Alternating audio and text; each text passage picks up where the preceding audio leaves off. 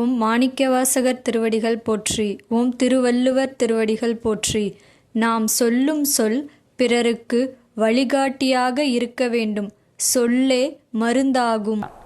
அப்போ நல்ல கருத்து என்பது என்ன? பிறவி பிணிக்கு மருந்தாக இருக்க வேண்டும். ஒரு சொல் சொன்னால் அறியாமையை நீக்கக்கூடியதாக இருக்க வேண்டும். நல்ல சிந்தனையை தட்டி எழுப்பக்கூடியதாக இருக்கணும். அறியாமை நீங்கக்கூடிய சொற்களை சொல்ல வேண்டும். அறியாமை நீ உண்டு பண்ணுவது எது? அறியாமை உண்டு பண்ணுவது பேராசை. பேராசை தான் அறியாமை உண்டு பண்ணும். அப்போ அந்த பேராசையை தடுத்து நிறுத்த வேண்டும். அதுக்கு என்ன உபாயம்? என்ன?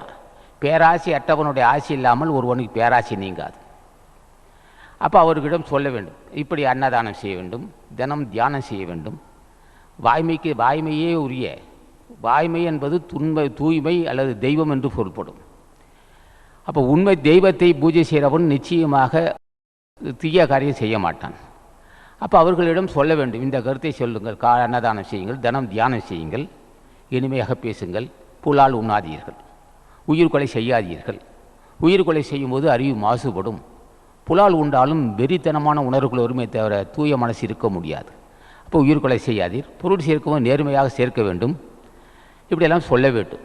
பொருள் சேர்க்கும்போதும் பாவம் வரும், புலால் உண்ணுவதும் பாவம் வரும், உயிர்கொலை செய்வதாலும் பாவம் வரும், பொய் சொல்வதாலும் பாவம் வரும். இப்படி அவர்களுக்கு விளக்கம் சொல்ல வேண்டும். இப்படி சொல்லி அவர்களை ஒரு நெறிப்படுத்த வேண்டும்.